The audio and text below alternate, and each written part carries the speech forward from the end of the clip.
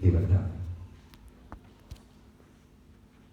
Pero claro, la libertad implica precisamente eso, libertad. Y porque implica precisamente libertad, también implica responsabilidad ante la libertad que tú ejerces día a día. De manera que, por experiencia personal, sabemos que el ser humano no ha usado bien su libertad. Y nosotros también. Muchas veces, cuando nos convertimos, decimos que nosotros hemos buscado a Dios. No estamos mintiendo, pero no estamos diciendo la verdad. No estamos mintiendo porque estamos hablando de nuestra percepción, de lo que nosotros sentimos. Pero la verdad es toda la contraria. No es que tú buscaste a Dios, es que Dios te buscó a ti. ¿Y sabes por qué Dios te buscó a ti? Porque hemos nacido en un mundo pecador y desde entonces todos estamos caracterizados por una realidad.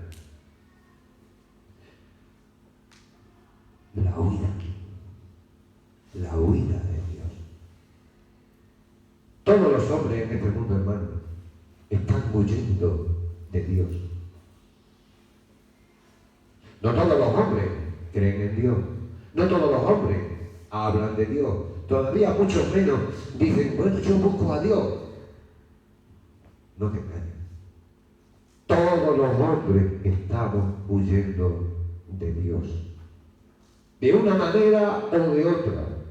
De forma clara y abierta o de forma escondida y sibilina. Todos los hombres estamos huyendo de Dios. Y tú me dirás, bueno, no, es que el hermano fulano yo sé que lleva una vida, sí. Dios está obrando en él el querer y el poder por su buena voluntad. Y el Espíritu de Dios le está anhelando celosamente y lo está llevando a pesar de él, a pesar del hermano fulano, crecer. ¿Sabes por qué? Porque el corazón del hombre no está inclinado a las cosas de Dios. El corazón del hombre no está inclinado a buscar a Dios. El corazón del hombre está inclinado a huir de Dios. ¿Y sabe por qué? Porque el corazón del hombre no tiene un Señor sobre su vida. Cuando tú eras un niño, entre comillas, inocente, sin ningún tipo de influencia, ni perversa ni buena en tu vida, puedo asegurarte que ahí se estaba viendo el fruto del pecado. Lo último que tú querías era hacer caso a tu padre y hacer caso a tu madre. Si te decían esto no, precisamente por eso sí. Si te decían con eso no se juega porque hace pupa, precisamente eso ya, el hecho de prohibirlo, lo revestía de atracción para ti. Desde el principio, el hombre ha estado huyendo de Dios. Es cierto que no todos huimos de la misma manera. Hay hombres que huyen completa, total, absolutamente de Dios.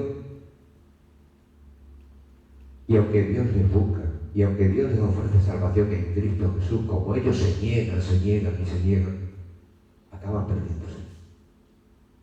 Y hay otros que le huyen en algún momento, y en otro le escuchan. Y ahora vamos a hablar aquí de uno de esos hombres. En realidad, vamos a hablar de ti y de mí, aunque aquí pocos. Unas veces le escucharon y otras veces le huían. Vamos allá. Nos vamos al libro de Jonás y buscamos el capítulo 1, donde dice, del 1 al 3, ve vino palabra de Jehová a Jonás, el hijo de Amitai, diciendo: levántate y ve a Nínive, aquella gran ciudad, y pregona contra ella, porque ha subido su maldad delante de mí. Y Jonás se levantó para huir de la presencia de Jehová a Tarsis, y descendió a Jope, y halló una nave que partía para Tarsis, y pagando su pasaje, entró en ella, para irse con ellos a Tarsis, lejos de la presencia de Jehová. Aquí tenemos, hermanos, el primer caso de un profeta desobediente. El primer caso de un profeta desobediente. También tenemos el primer caso de un profeta que es enviado a un pueblo. En el antiguo Israel los profetas estaban continuamente advirtiendo, continuamente profetizando acerca de la ira de Dios sobre el pecado, tanto para el pueblo de Israel como para el mundo gentil, porque Dios no tiene ojitos derechos. Dios no hace acepción de personas. Dios castiga y Dios denuncia el pecado allí donde está. Este fue el primer profeta que fue enviado a un pueblo gentil. Y vino la palabra de Dios a la vida de Jonás. Jonás ya era para entonces un profeta reconocido. En tiempos de Jeroboam II, Jonás había profetizado una serie de victorias para el pueblo de Israel que efectivamente fueron cumplidas. Jonás era un hombre, entre comillas, con los avales y con los créditos necesarios que justificaban y que autentificaban su ministerio profético. Era un hombre de Dios. Vamos, tú y yo somos dos enanos comparados con él. Pero el hombre de Dios y el gigante, el Señor, resulta que recibió la palabra de Dios y actuó de una forma un poquito rara. Eso probablemente a ti y a mí nos recuerde muchas experiencias de nuestra propia vida. Somos hombres y mujeres de Dios, recibimos la palabra de Dios y actuamos de una manera un poquito rara. Pues bien, lo curioso es que él no debería, en teoría, haber actuado de manera rara. Porque resulta que Jonás era un judío. Y además Jonás era un nacionalista judío. Algo así como Chávez, pero un judío. Y el pueblo de Nínive era un pueblo enemigo de Israel.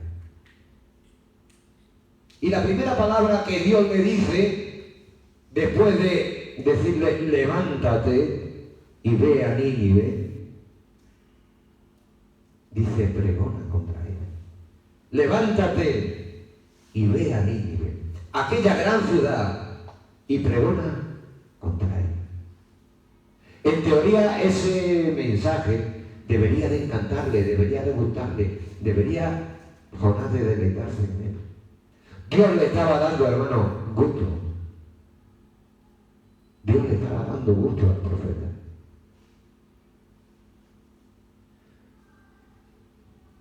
Y Dios, además, no solo le dice, pregona contra él, le explica por qué debe pregonar contra él. Porque ha subido su maldad delante de mí. Dios siempre denuncia el pecado. Dios siempre reacciona ante el pecado. Dios no hace la vista gorda. Y Dios no se queda indiferente ante el pecado. Ni ante el pecado de Nínive, ni ante el pecado mío, ni el tuyo, ni el de Jonás. Y eso es algo que Jonás iba a experimentar de manera muy personal. El pecado trae consecuencias. Pero en el versículo 3 nos dice que Jonás se levantó. Fíjate, había mí eso me suena estupendo. Yo, la primera vez que leí este libro fue hace ya muchos años. No me acuerdo mi reacción ante este Jonás se levantó.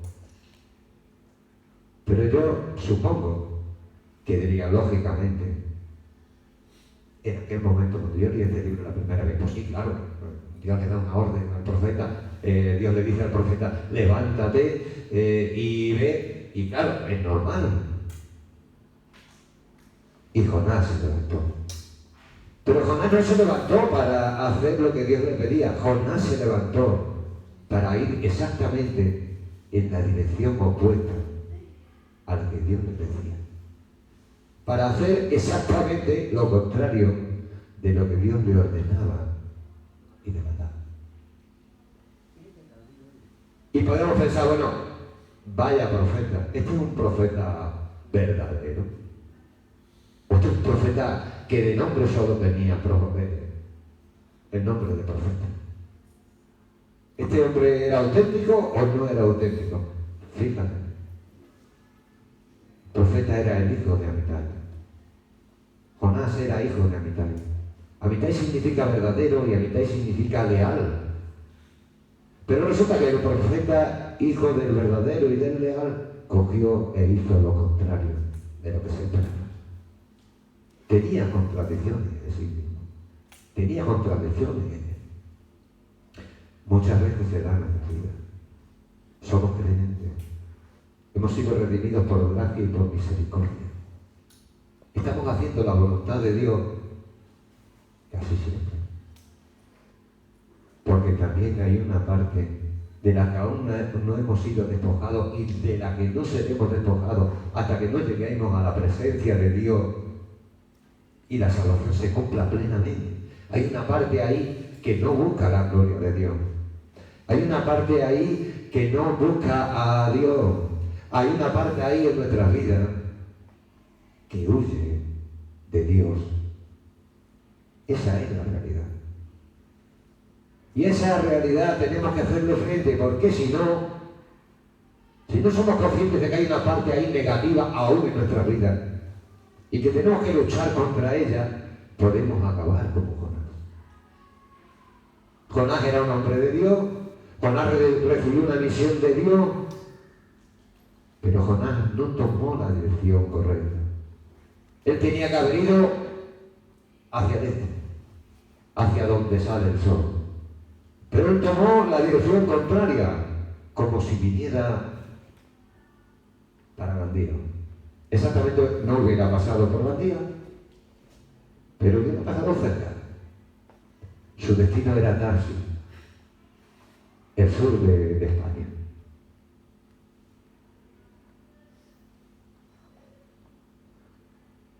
En la segunda parte del versículo 3 tenéis un pequeño detalle de las consecuencias de ese tomar la dirección equivocada que Dios no quiere para tu vida porque no está conforme a su voluntad. Y en la segunda parte del versículo 3 dice, y pagando su pasaje, entró en ella, en una nave que había encontrado para Tarsis, para irse con ellos a Tarsis, lejos de la presencia de Dios. Quiero decirte que Dios tiene un propósito para tu vida. Quiero decirte que Dios no quiere que tú huyas de Él. Pero quiero advertirte que huir de Dios tiene precio. Huir de Dios tiene precio. Si tú huyes de Dios y si tú te niegas a reconocerle como tu Señor, como tu Creador, si tú te niegas a acogerte a la sangre que fue derramada en la cruz para el perdón de tus pecados, Dios mío, el precio será impagable, porque habrá condenación. Probablemente la mayoría de los que estamos aquí no es nuestro caso, ese tipo de huida, pero puede haber otra huida. Puede haber la otra huida de que nuestros planes no coinciden con los de Dios. Nosotros queremos la cara de la moneda, la salvación. la protección, la bendición, la provisión, pero no queremos la cruz de la moneda, el señorío de Cristo sobre nosotros, la negación a nuestro propio gusto y a nuestros propios planes. Eso era lo que estaba haciendo este hombre. Él tenía un gusto, él quería ver al pueblo de Nínive destruido, pero él conocía a Dios y sabía que detrás de ese levántate y ve a Nínive, esa gran ciudad, conociendo el carácter de Dios, lo que iba a ver era bendición. Entonces él no aceptó esa voluntad de Dios para su vida y se fue. Hubo un precio. Ese precio en este momento, en el versículo 3, fue económico. Alejarte de Dios también afecta a tu economía, afecta a tu provisión, porque Dios ha prometido serte fiel en la medida que tú le seas fiel. De manera que cuando tú te alejas de la fuente de provisión, es como los ejércitos en la guerra, cuanto más la avanzada se aleja de la retaguardia, más largo está el camino entre los que lo necesitan y los que tienen todo el aprovisionamiento para que el ejército funcione. Entonces, cuando tú te alejas de Dios, te alejas de la bendición, te alejas de la fuente de la bendición y empiezas a perder. Pero no es simplemente que tú pierdas. Cuando tú te alejas de Dios, como en el caso de este hombre, todo se vuelve en contra tuya. Fíjate lo que dice el versículo 4. Jehová hizo levantar un gran viento en el mar. Una tempestad tan grande que se pensó que se partiría la nave. Si tú estás bajo la cobertura de Dios, si tú estás en la comunión con Dios, voy a decirte una cosa. No te engañes. Habrá momentos buenos y momentos difíciles. Si tú estás bajo su cobertura, habrá momentos dulces y momentos amargos. Habrá momentos dulces en los que tú disfrutarás del amor, de la bendición de Dios. Y habrá momentos duros en los que Dios va a permitir sencillamente para irte formando, porque Dios quiere formarte a su imagen y a su semejanza. Y no solo cuando llegues allí, que allí ya será en plenitud y en un abrir y cerrar de ojos. Ese proceso comienza aquí. Entonces, si tú estás siguiendo al Señor, pues ese propósito se va a ir cumpliendo. Pero si tú te alejas, los problemas vendrán sobre tu vida. Jehová hizo levantar un gran viento en el mar. No sé cómo es tu vida. Puede que ahora mismo esté tranquila o puede que haya grandes problemas. Pero una cosa sí te puedo asegurar, no son casualidad. Los problemas no son casualidad. En unos casos son la señal del enojo de Dios contra nosotros.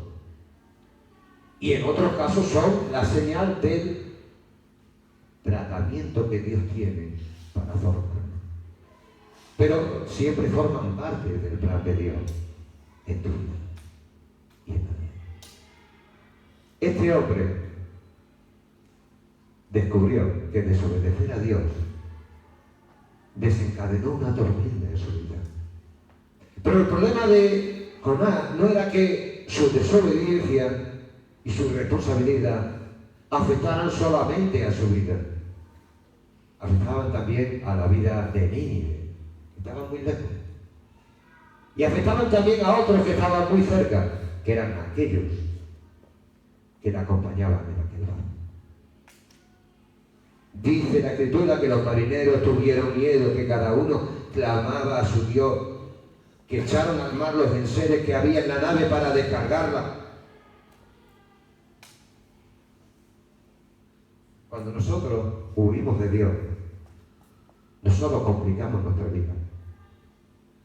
Muchas veces acabamos complicando la de nuestra propia gente.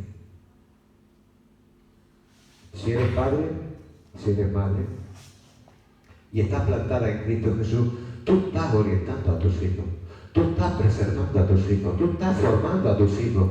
Pero si vas a tu boda, ¿quiénes serán los hijos? No creas que solamente tú, también tus hijos. Este hombre había desobedecido a Dios. Y podemos decir, humanamente era justo que Dios abriera las puertas de los cielos para inundarlo. Porque eso es lo que dice el original. Que Dios abrió las puertas de los cielos para que cayera todo y lo arrasara, hablando de esta tormenta.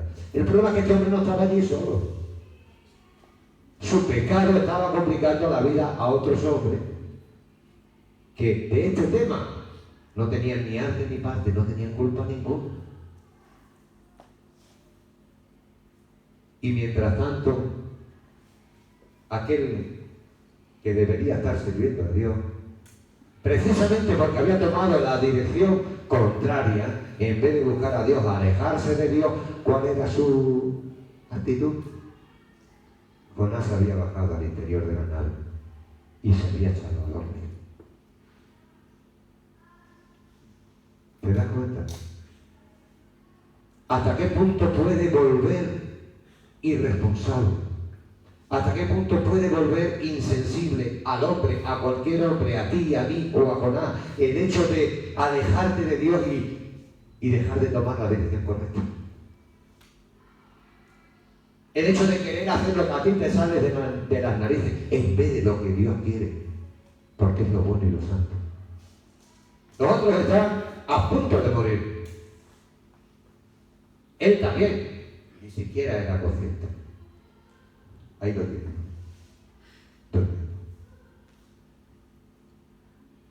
¿Será posible que un inconverso, un hombre pagano, tenga que llevar no a un creyente, a un siervo de Dios, a un profeta, a escuchar en sus palabras: ¿qué tienes, dormilón? Levántate y clama a tu Dios.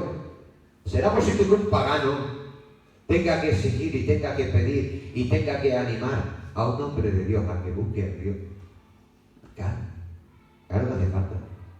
Hacía falta porque ese hombre de Dios no estaba buscando a Dios, estaba huyendo de Dios. En aquella época había una forma, un método para averiguar la causa del problema. La causa del problema. Hoy, si ocurre algo, diremos, tú y yo, tal vez no, pero los que están fuera sí. Mala suerte. Era su día. Le tocó la chica. En aquella época, el hombre sabía que todo cuanto sucedía era o decretado por Dios o permitido por Dios en base a una razón. De manera que aunque Jonás viajaba con paganos, esos paganos no eran completamente imbéciles, y menos cuando te estás jugando la vida. Llegaron a una conclusión: alguien es el responsable de esto. Venid y echemos suerte. Esa era la manera en que en aquella época se averiguaba quién era el culpable, qué estaba pasando, por qué está ocurriendo esto. Y dice la Biblia, y esto es un milagro, aquí ya hay dos milagros, este es el segundo.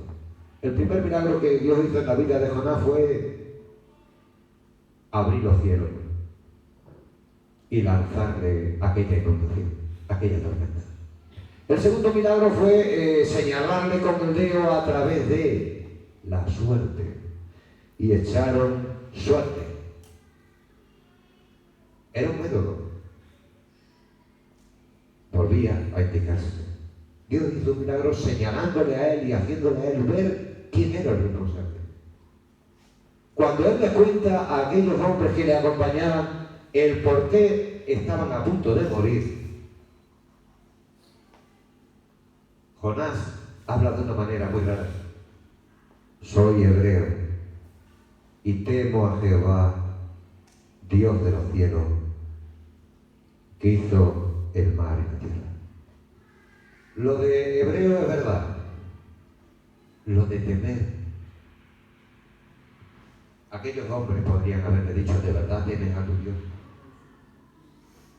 ¿Tú crees que si tú de verdad temieras a tu Dios, habrías hecho lo que has hecho y nosotros estaríamos en las circunstancias en las que estamos?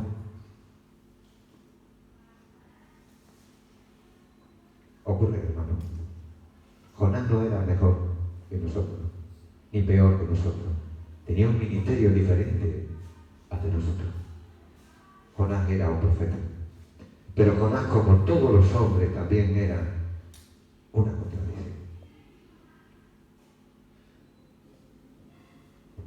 Hay una cosita interesante en el tema de Jonás. Supongo que muchas veces la habréis oído.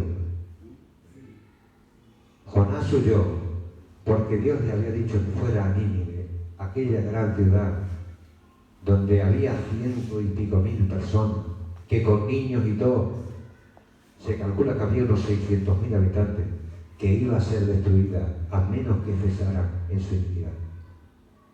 Dios no es impasible ante el pecado. De manera que Dios había decretado que esa ciudad sería destruida a menos que hubiera un arrepentimiento. Para darle una oportunidad de vida a esa ciudad, Dios había escogido a Jonás. Dios manda a Jonás y Jonás desobedece. Tira para Estalla y Dios le lanza la tormenta. Dios luego le señala con el dedo al echar la suerte. Y ahora los marineros dicen: ¿qué hacemos contigo? Porque dice la Biblia que él les había confesado que era y les había dicho: vuestro problema soy yo. Estáis a punto de morir en el mar por mi causa. El mar está embravecido por mi causa. Tiradme al mar. Tiradme al mar. Y el problema se arregla. Versículo. Y dijeron: ¿qué haremos contigo para que el mar se nos aquiete? Porque el mar se iba embraveciendo más y más. Él les respondió: tomadme y echadme al mar, y el mar se os aquietará. Porque yo sé que por mi causa ha venido esta gran tempestad sobre vosotros.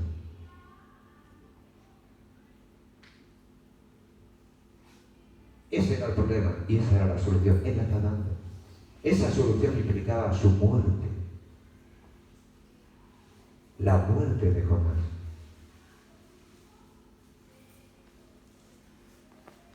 Pero el versículo 13 dice: y aquellos hombres trabajaron para hacer volver la nave a la tierra, pero no pudieron. Podían haberlo tirado. Se ahorran el problema. Era el mismo profeta que había desobedecido a Dios porque no quería que 600,000 personas se salvaran. Y ahora ese profeta se encuentra con que esos paganos que están en ese barco tienen mucha más misericordia, tienen mucha más humanidad que el mismo. Dios le da a él un mensaje para que vaya y ayude a salvar a personas. Y él desobedeció. Sin embargo, hay unos hombres, unos marineros allí que saben que la solución para su vida es tirarlo a él por la borda. Y ellos se resisten. Y dice que estuvieron trabajando para hacer volver la nave a la tierra. ¿Te das cuenta? ¿Hasta dónde nos lleva el alejarnos de Dios?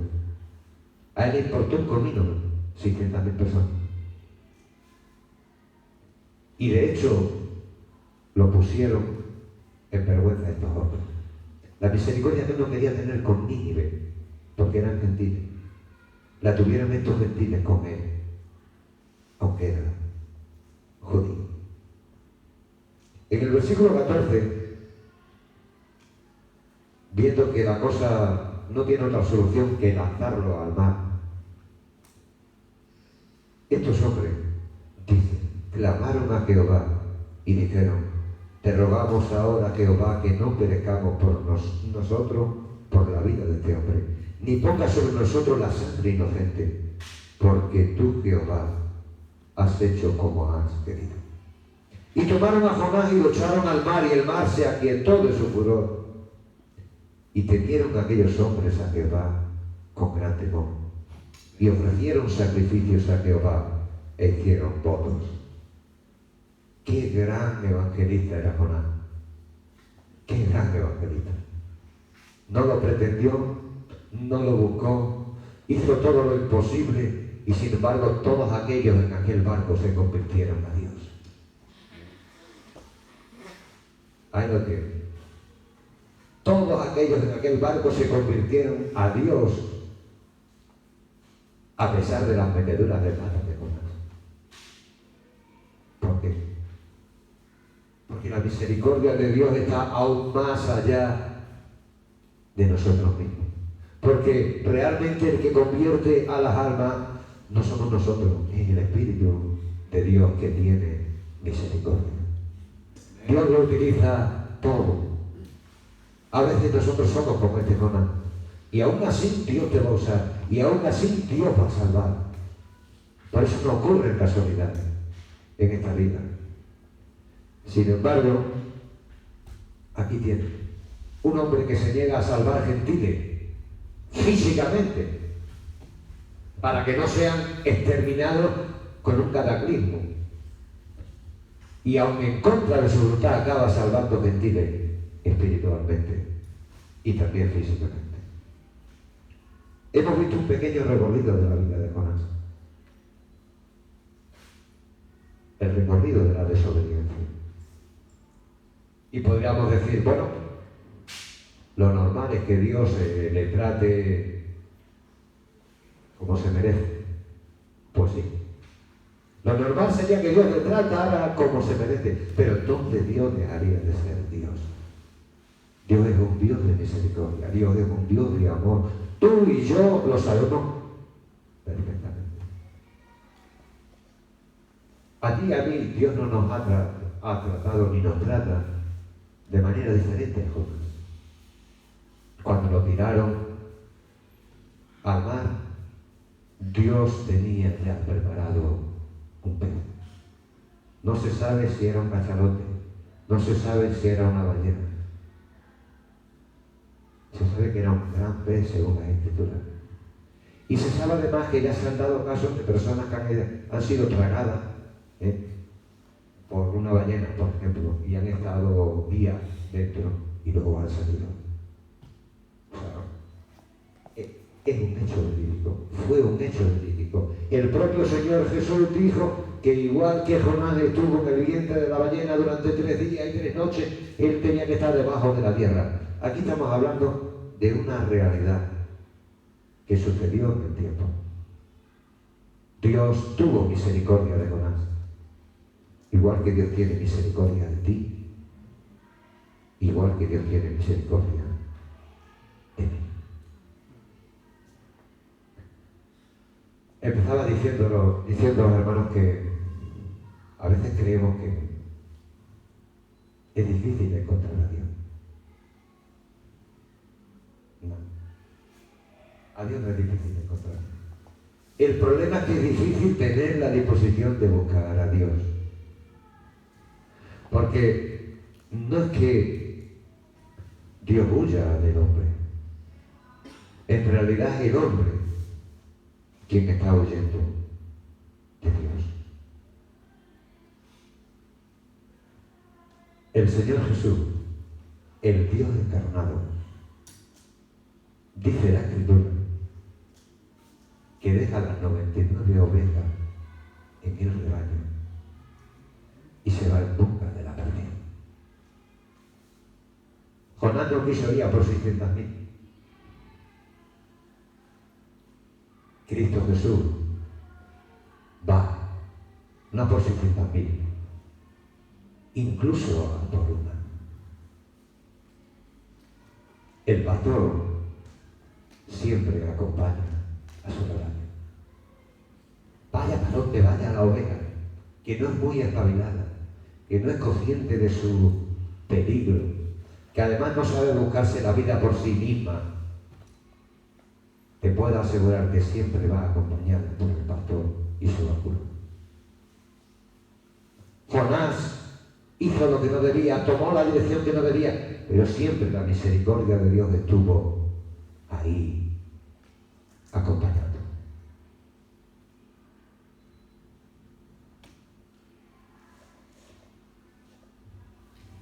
El Señor fue en busca de la oveja perdida. Y en este caso, ¿quién puede ser oveja perdida? Una oveja perdida está clara, ¿no? Que es un inconverso. Es una persona que no conoce a Dios. Es una persona que no está salvada por Dios. Es una persona que tiene una condenación sobre su vida. Pues bien, a esa persona Dios está buscando. Si eres un cristiano negligente o apartado, también Dios te está buscando. No es que Dios no se deje encontrar, es que tal vez tú o yo estemos huyendo de Él. Si eres negligente, Dios te está buscando. Y te voy a decir más, incluso si eres un siervo, te está buscando. Dios sigue buscando. Porque Dios no quiere que te conformes con el 20, ni con el 30, ni con el 50, ni con el 70. Dios quiere que le sirvas completamente y en plenitud.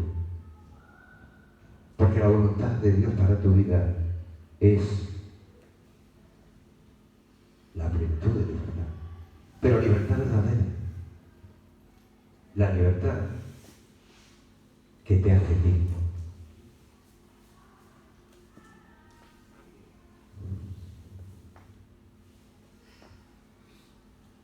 Este hombre no estuvo sometido a la voluntad de Dios. En este momento, no. Y aún así Dios estuvo tratando con misericordia su vida, con gracia su vida, y la voluntad de Dios fue cumplida en él. Y nosotros estamos sometidos a la voluntad de Dios. ¿O tenemos claro que es la voluntad de Dios? La voluntad de Dios, hermano, se mueve en dos aspectos. Uno, aquello que Dios quiere de nosotros y para nosotros, en tanto en cuanto somos hijos. Dios quiere que ames al Señor con todo tu corazón, con toda tu alma, con toda tu fuerza. Que ames a tu prójimo como a ti mismo. Dios quiere que tu vida esté centrada en Él, en el Señor Jesús. Dios quiere que de verdad, cuando tú dices Señor Jesús, ese Señor esté lleno de contenido y sea real. No sea una manera típica de hablar, sino que Él dirija tu vida porque tú estás sometido a Él por medio del Espíritu Santo. La voluntad de Dios está revelada en la Escritura. ¿Qué querrá Dios para mí? Aquí está lo que Dios quiere para ti. Dios quiere que ames a tu prójimo.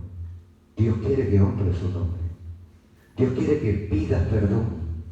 Dios quiere que vivas en consagración. Dios quiere que crezcas en el conocimiento y en la gracia de Dios. Dios quiere. Si el problema no es que el hombre no sepa lo que Dios quiere, el problema es que el hombre quiera lo que Dios quiere.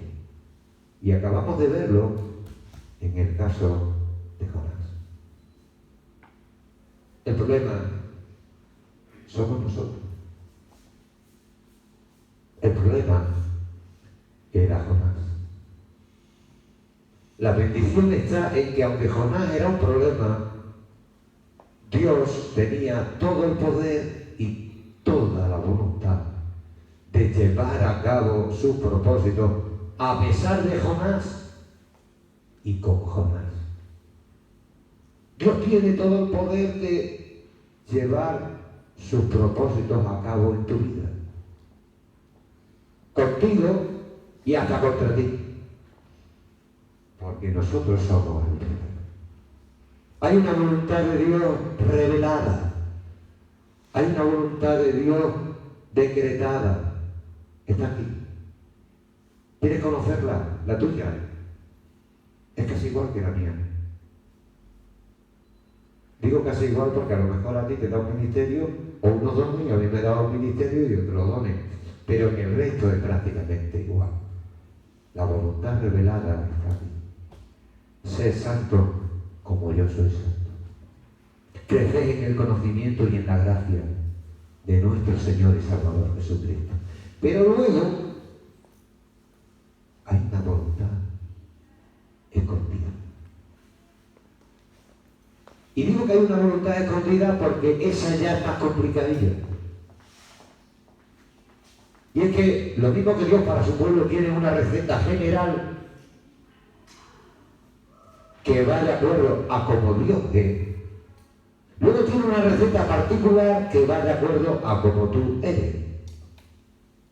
Y es una receta particular donde ya entra nuestra situación personal, donde ya entra nuestro carácter personal, donde ya entran nuestros deseos y nuestras necesidades personales. O sea, Dios, mediante su providencia, dirige toda tu vida. Todo. Desde el número de cabellos que se te caen, a el trabajo donde empiezas a trabajar, a la persona con la que compartes tu vida, a la dirección que salgas cuando cruces esa puerta y te marches para casa a echar el cafelito o a comer. Dios dirige todo, todo, todo, todo, absolutamente todo, por su buena voluntad para tu vida. En esta vida no existen casualidades, existen causalidades. Jonás podría haber dicho, no, es que fue una casualidad que me encontrara con la tormenta. Es que fue una casualidad que echaran la suerte y me señalaran con el dedo. Es que fue una casualidad que me tragara el pez. Olvídate, no eran casualidades. Era Dios obrando en su vida. Dios tiene una voluntad para tu vida decretada y dada a conocer en su palabra. Y Dios tiene una voluntad para tu vida oculta en su providencia para ti. ¿Cómo puedes descubrirla? Dale tiempo. Realmente lo único que a ti te importa, lo único que para ti cuenta es que tú vivas en comunión. Que tú vivas en gracia. Que tú vivas creciendo. Que tú vivas buscando a Dios. Cuando tú vives en esa plena comunión, la voluntad de Dios se cumplirá en la providencia de tu vida. Porque Él es Señor. Él domina las circunstancias de tu trabajo. Él domina las circunstancias de cualquier aspecto de tu vida, desde el más mínimo hasta el más importante. Y Él las domina para tu bendición, porque Él es Dios. Pero no hagamos lo que demás. ¿Os acordáis? Tomás dudó. O no hagamos lo que Jonás. Jonás salió por el camino contrario. No No. Es, entre comillas, natural que huyamos en un sentido, en el sentido de tener temor de Dios, en el sentido de tener recelo de Dios, pero no por lo que Dios es, sino por lo que somos nosotros, que somos pecadores. Es normal que el hombre sienta eso, pero nosotros sabemos que el amor de Dios llevó a su Hijo a la cruz, que el amor de Dios cargó nuestros pecados en la cruz, que el amor de Dios hizo que la sangre del Cordero fuera derramada sobre cada uno de nosotros, literalmente. Y hemos sido justificados. Es Dios el que justifica al impío, en el nombre de Jesús. No tenemos por qué huir de Cristo. Busquémosle. En la medida en que tú busques a Dios, vivirás su voluntad revelada y descubrirás su voluntad oculta, que se llama providencia, mediante la cual te bendice, mediante la cual te cuida, te guía, te dirige y además te lleva también. La providencia es eso. Dios te va llevando de su mano. Pero Dios te va llevando de su mano cuando tú no te sueltas, porque estás buscando su voluntad y cumpliendo su palabra. Dios quiera que ninguno de nosotros seamos Jonás. Dios quiera que no lo seamos. Que seamos como Amitai, su padre. Verdadero y fiel. Sincero y leal. Dios quiera que así sea. Amén.